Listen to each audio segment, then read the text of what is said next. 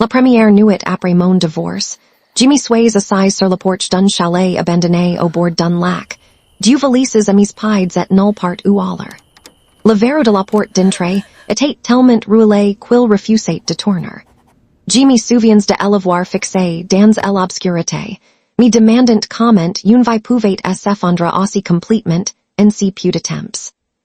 Dieu semaines auparavant seulement, Jimmy tenais dans une salle d'audience à regarder un juge, remettre à mon ex-mari presque tout ce que j'avais passé 12, ans à aider à construire. M'appelle Emily Parker, et pendant la majeure partie de ma vie adulte, j'ai cru que la loyauté serait un jour récompensée. J'ai cru que le sacrifice avait de l'importance. J'ai cru que si elle en restait suffisamment longtemps aux côtés de quelqu'un, cette personne resterait également à nos côtés. Je me trompais. Quand j'ai épousé Ryan, il peinait à lancer sa carrière. J'ai travaillé des quarts à puissance à l'hôpital pendant qu'il poursuivait des opportunités et tissait des relations. Quand le succès est finalement arrivé pour lui, il nous avait promis d'en profiter ensemble. Au lieu de cela, dès que son entreprise a décollé, notre mariage est progressivement devenu moins important à ses yeux.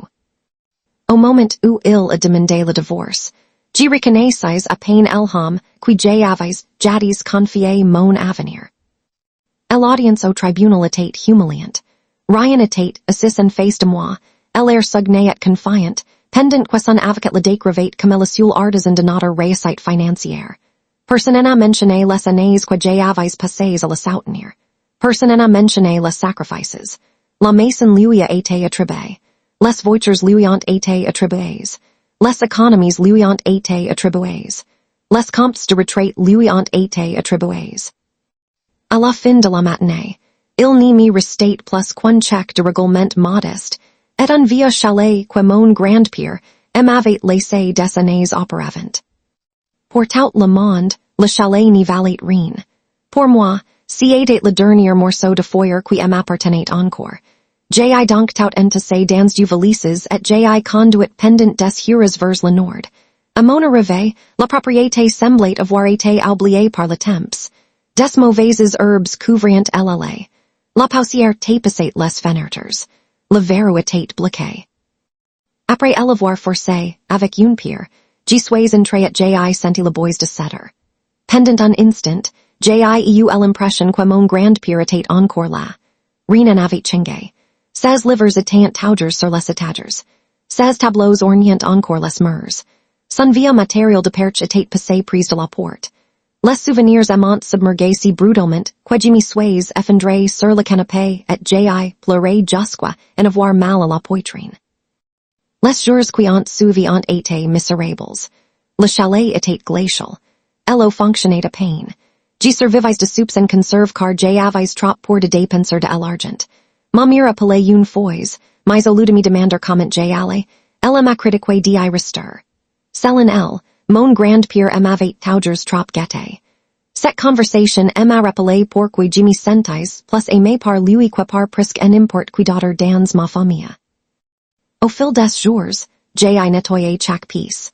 J'ai réparé des installations cassées. J'ai rangé de vieilles affaires.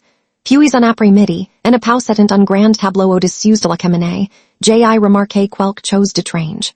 Le cadre bougeait plus qu'il en aurait dû. En le retournant du mur, j'ai trouvé une enveloppe collée derrière. Ma main me s'y a tremblé dès l'instant où j'ai vu mon prénom écrit sur le devant. À l'intérieur s'y trouvait une lettre, une clé en latin et la carte de visite d'un avocat local nommé Daniel Mercer. Je me suis assise par terre et j'ai lu la lettre encore et encore. Mon grand-père écrivait qu'il avait passé des années à me regarder me donner trop aux gens qui n'appréciaient jamais ma valeur. Il admettait en avoir jamais pu m'empêcher de faire ces erreurs, mais espérait qu'un jour je comprendrais ma propre valeur. Puis il expliquait à quoi servait la clé. Elle appartenait à un coffre à la banque. Le lendemain matin, je me suis rendu en ville et j'ai visité la banque mentionnée dans la lettre. Le directeur immédiatement reconnut le nom de mon grand-père et m'a escorté en bas. C'est quoi j'ai trouvé à l'intérieur a changé ma vie. Le coffre contenait des actes de propriété, des documents juridiques et des journaux remplis de dessins d'archives. En les parcourant, j'ai découvert un côté de mon grand-père que je n'avais jamais connu. Pendant prise de 40 ans, il avait discrètement acté des terrains à dehors du lac. Une parcelle en était devenue deux en était devenue quatre en était devenue sept. À sa mort, il possédait plus de 200 acres de précieux terrains en bord de lac. J'ai failli émériter de respirer quand j'ai vu la valeur estimée. Les terres valiant des millions, pas des centaines de milliards, des millions. Si personne ne le savait, c'est parce que tout avait été protégé par une fiducie privée. Mon grand-père avait délibérément gardé la propriété secrète. Ma propre mère en avait aucune idée. En continuant ma lecture, j'ai trouvé une entrée qui m'a stupéfié. Des années avant sa mort, il avait écrit au sujet de Ryan. Il croyait que mon mari aimait ce que je lui apportais, pas que j'étais. Mon grand-père avait prédit exactement comment les choses finiraient. J'ai ensuite, après qu'une grande société de promotion immobilière avait passé des années, à essayer d'acquérir ces terres. Tout leur projet de complexe hôtelier de luxe dépendait de la propriété contrôlée par mon grand-père. Puis une autre vérité stupéfiante émergea. L'un des investisseurs derrière le projet était l'associé commercial de Ryan. Soudain, tout est mis en place.